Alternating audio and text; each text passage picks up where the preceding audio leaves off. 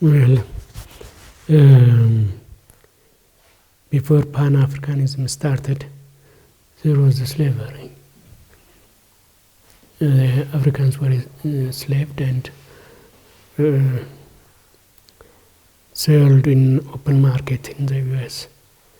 That problem started when the Africans themselves tried to organize and counter this slavery. The motion was they want to go back to Africa. But these people, they were born there, they grew up there. Now, it is their country. And they say, no, we don't go. We are here, we will abolish slavery and will defend our freedom. So from slavery, they started to organize as Pan-Africanism movement. The Caribbeans, especially those in Jamaica, started this movement, and Pan-Africanism started as organization and beyond the US until to Europe. The Pan-Africanist movement, the Congress were held in many different countries. So Pan-Africanism grew up and reached to the conclusion when the overall majority of African Americans started to organize and to help the liberation movement in Africa. So against colonialism. And Pan-Africanism grow and the situation developed more when in the 15th and 16th, more African countries gained their independence. The achievement of this independence followed by the Organization of African Unity. So in all these movements after the Adwan War, Ethiopia played a role. And especially when it comes to the founding of the African Unity, the Ethiopian diplomacy was decisive.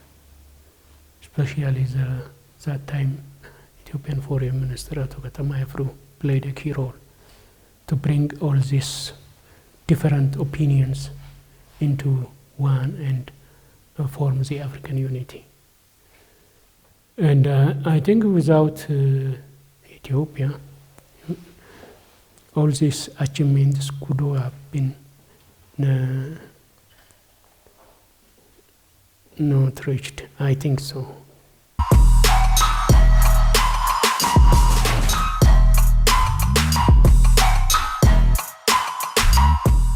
Let's see it from the other side. Ethiopia as a country has never claimed to lead all this movement or to have influence.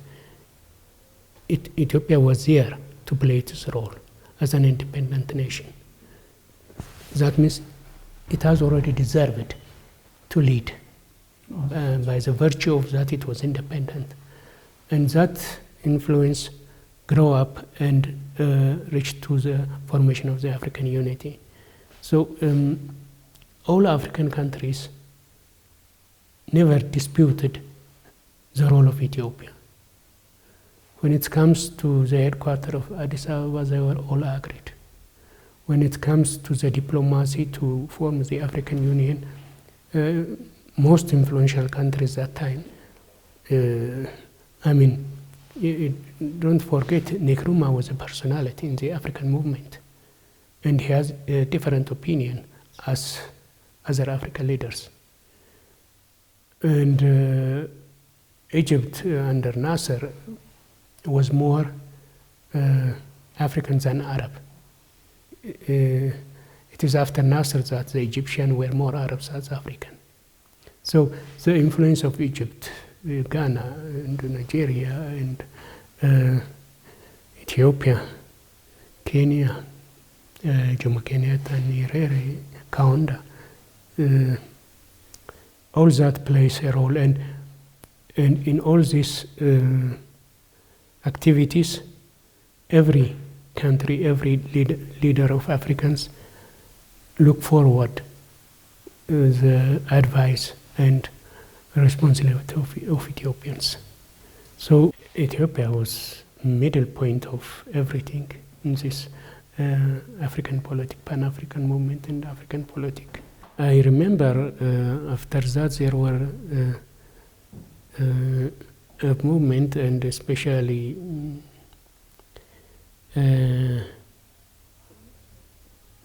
because of the Cold War and because of East-West conflict, and once upon a time Gaddafi started to take the OAU from Addis to Libya, and he has also I think he tried many things, but he didn't achieve. Why he didn't achieve? What he didn't consider, he didn't know, was Africans look for Ethiopians.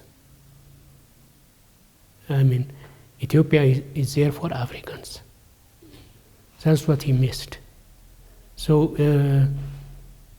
I think he bribed many African leaders, and when it comes to the decision-making process, all African countries say no. This is very ridiculous, because what he don't know is it is the Africans who oppose that. No African countries will agree for such a decision. He should have known it.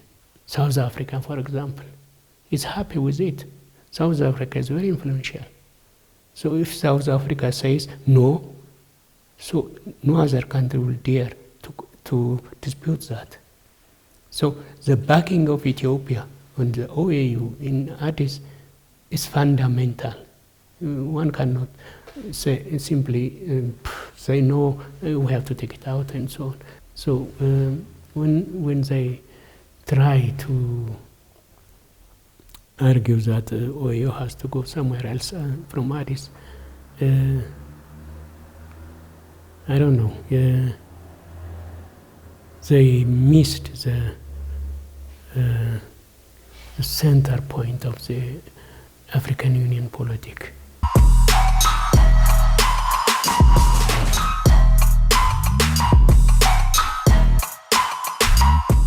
When the African Union started, the motto, we can solve African problem by ourselves. It is, you can say it is 12 Ethiopia, and Africa can solve its problem. This is a demonstration of the Africans themselves and the organization of African unity. So this shouldn't be underestimated. It is a big achievement, and this is a sign that Africa is in a position to solve its problem, because until now everybody, especially the Westerners, they try to solve our problem, which is not correct, because they solve it in their own best interest, not in the interest of Africans. So this is a time, this is a good position, this is a good diplomacy that Ethiopians and the African Union started this diplomacy and achieved it. And this has to be strengthened. You see, we can solve our problem. And this is a big achievement, and when we start to get strength and heard and influence the world politics, then the African countries and the OAU has played its historical role.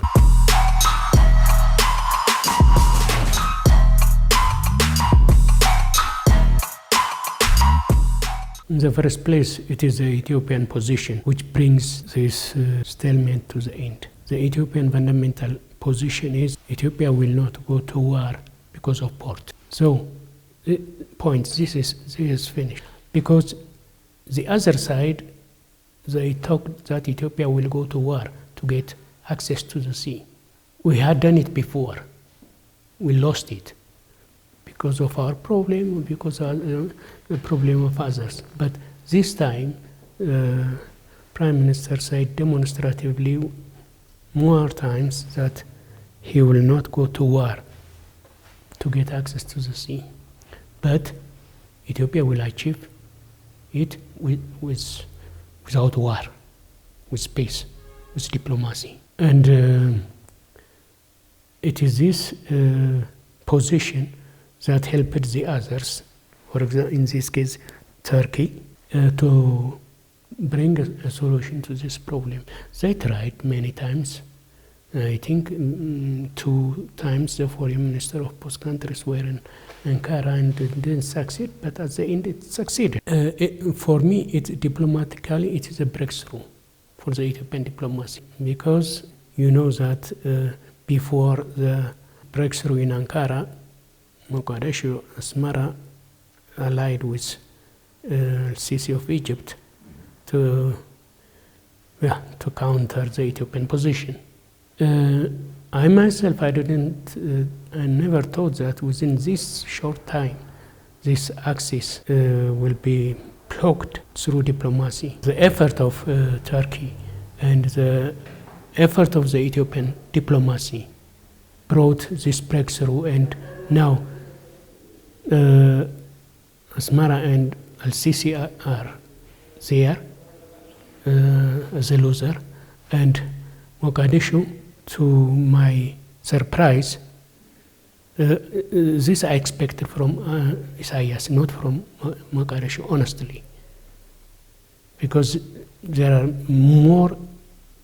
more connected in everything with Asmara.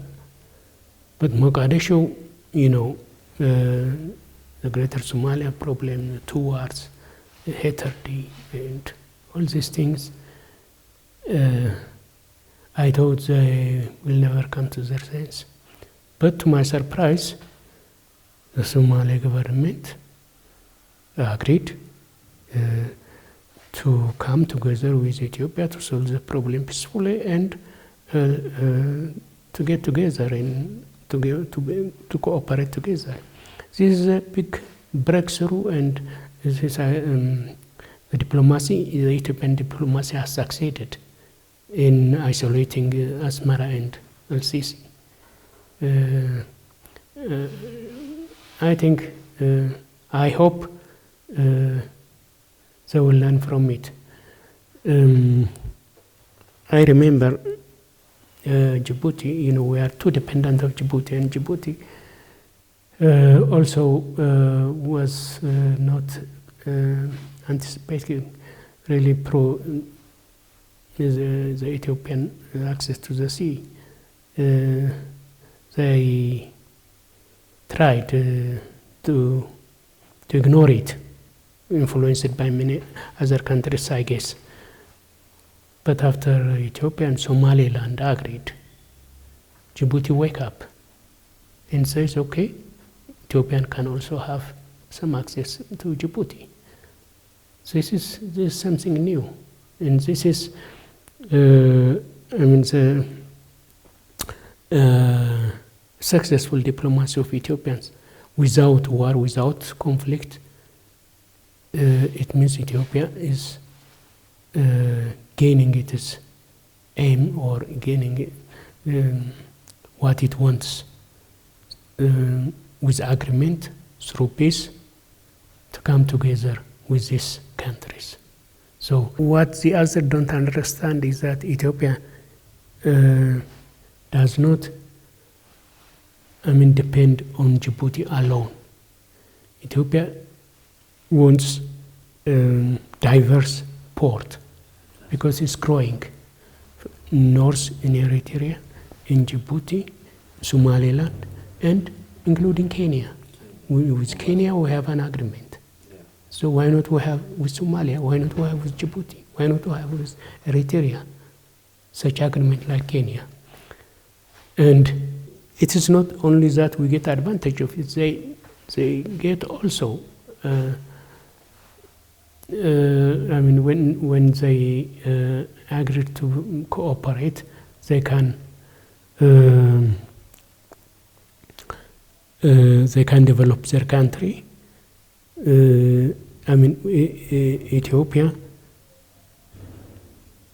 Ethiopia gives, and Somalia take. Ethiopia takes, Somalia gives. It's a win-win solution. It has to see it that way, not from the short-sighted view that I have a sea 1,000 kilometers. Ethiopia don't use it, and I don't use it. This is ridiculous.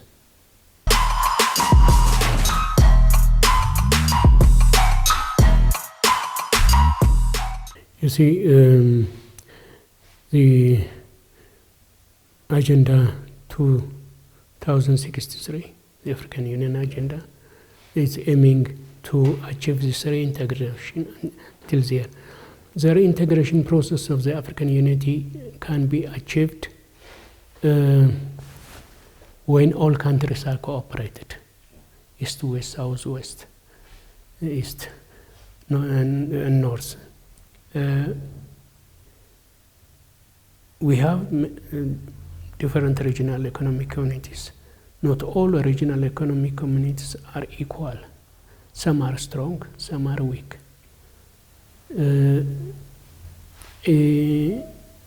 It shouldn't be that way. The weakness of regional community depends on the member countries. When member countries are weak, then regional economic communities are also weak. So in order that regional economic community to be strong, every country, every member state of this regional countries had to support it and consolidate it. And it is when this cooperation gets strength, and the economic cooperation and the people-to-people communication gets strength, and infrastructure in these countries developed, then it is the regional economic communities can play a role in integrating these countries together. I mean, a weak regional economic communities cannot contribute to the overall achievement of the African unity. And every African countries has to be strong enough to support this regional community so that the integration can achieve its goal.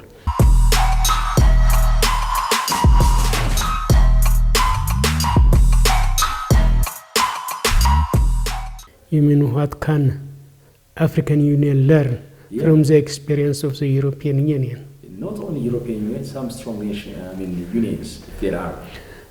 No, you said that the European Union is strong enough. People say, not me, but when I read. Well, it is strong.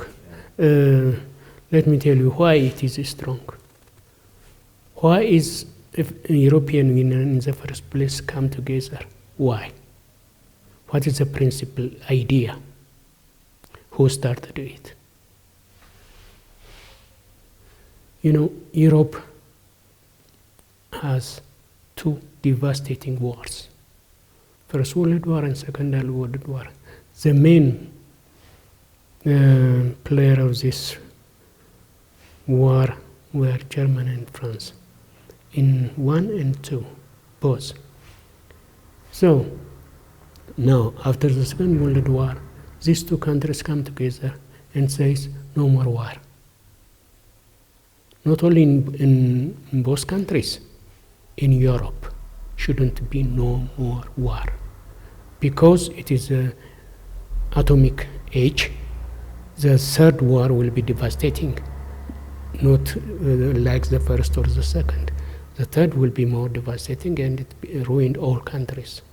So the idea was that in the first place, peace is the only alternative. So these countries come together and decided to form the European Union. These two countries. Who followed? Also, the European Union was in the first place economic integration, and there were only 5 or 6 countries. Benelux countries, Belgium, Luxembourg, and Holland, Italy, 4, and these 2, France and Germany, was founding members.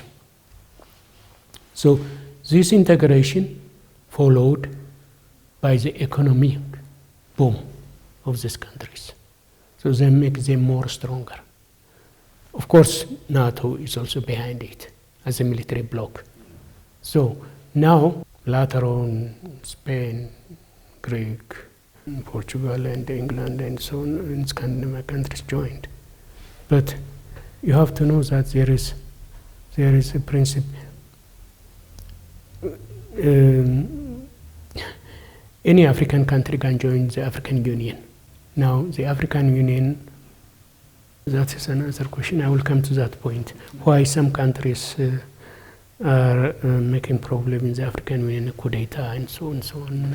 Now, the African Union cannot intervene in the internal problem, and so on, so on. That's another question, but this was not the case of the European Union.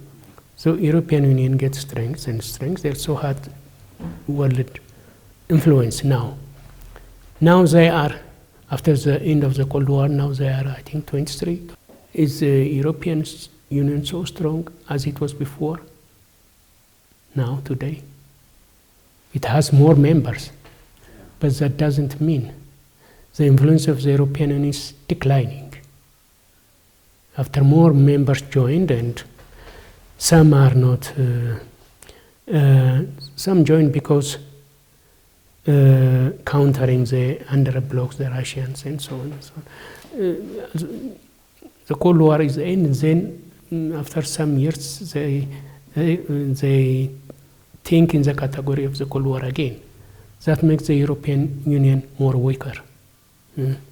The aim was that no more war in Europe, but it started in Europe, in Yugoslavia, and now in Ukraine. So they didn't stop it. So the influence of the European Union is declining. But comparing with the African Union, do we really accept or believe in peace like the Europe did it when they found the European Union? That is a big point. As far as we are making conflict, war, and hatred, we will never achieve a true unity. When we don't have a true unity, we cannot be strong. So in the first place, the African countries, they have to stop war and make peace. And try to work together, cooperate together in peace. Why are we fighting each other? This has to be answered by the Africans themselves. And as far as we didn't come to the knowledge that we need peace, we have to cooperate, we have to live together in peace,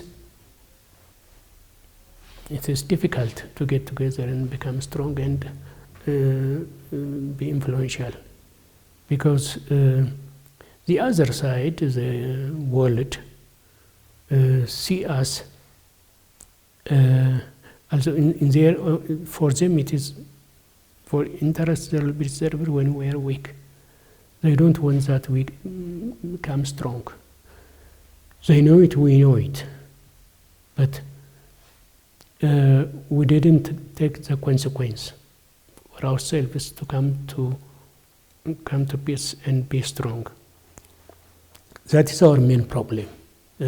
As far as we didn't achieve or come to the conclusion that we have to stop conflict and war, we are condemned to be weak.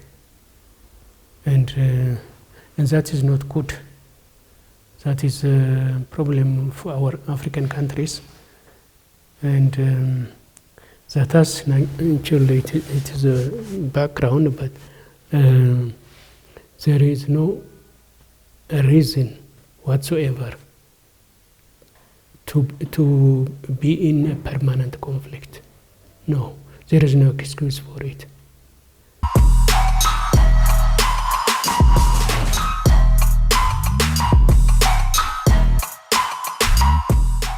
Every country has to do its homework in the first place. Ethiopia is doing its homework. In case of agriculture, to come together and work together in peace with other countries. I mean, every country has its own role and it has its own homework. And if every country is ready to do or to contribute for the development, for the positive development of the environment, for example, for agriculture and in every aspect, then we can say we are going at least in right direction. But as far as we are not able to overcome our own problem and be dependent in every aspect of the others, then it is difficult to achieve our principal aim. So the regional economic communities, the African Union, are weak or strong as far as every country contributed for its role. So in the first place, every country, small or great, it has to do its homework and try to contribute positively for economic development, for agriculture development, for environmental problems, and so on. I mean, we have to get rid of depending on others. As far as we are dependent on others, we cannot achieve many things. We can survive, but not achieve this great aim for the African integration and African unity. So we have to be strong enough in every aspect. But the principal aim, the principal question is, can we stop fighting?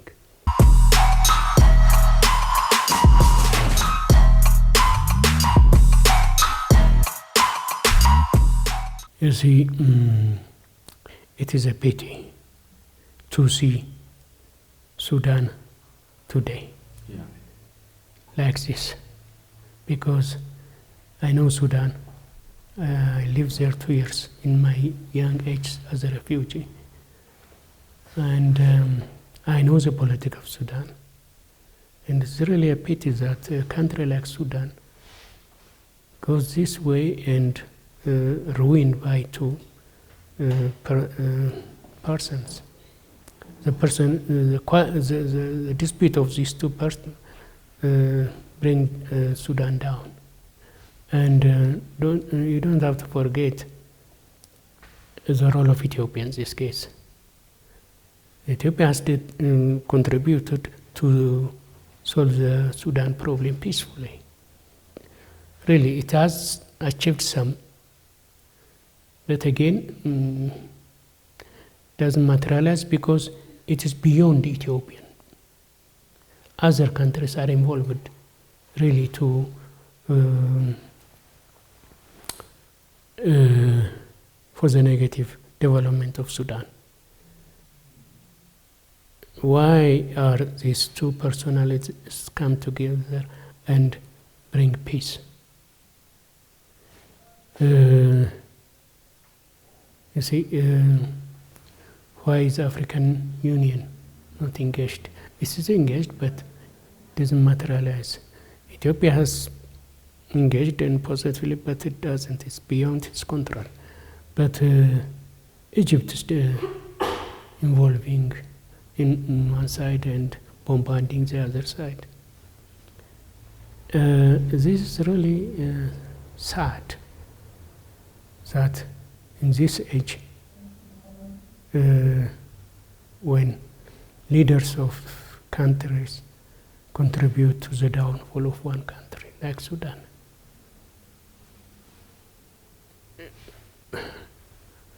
who gain from this conflict? You mean Sudan's people are spreading from Chad to Ethiopia as a refugee to South Sudan and so on. Country is ruined. So this shouldn't happen, but it happens, we see it. And we are unable to stop it. And that's sad. And as far as we are unable to stop such things, it can grow up to other countries. That is the worst scenario.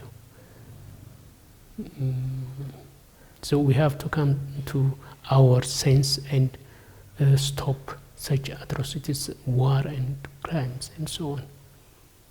See, and this is sorry. That is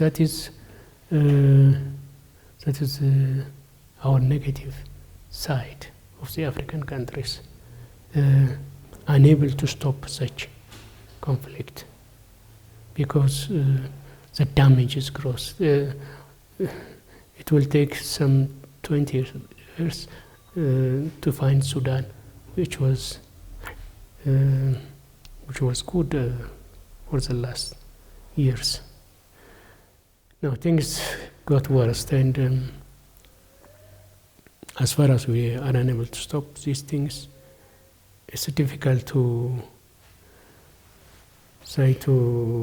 talk about the big role of Africa. So we have to balance it. We have to see it. We have to stop the negative. In order to see a positive element in Africa, we have to stop these bad things. And as far as we are unable to do it, it's difficult. It's difficult that Africa as a continent can play its constructive role. It will be difficult.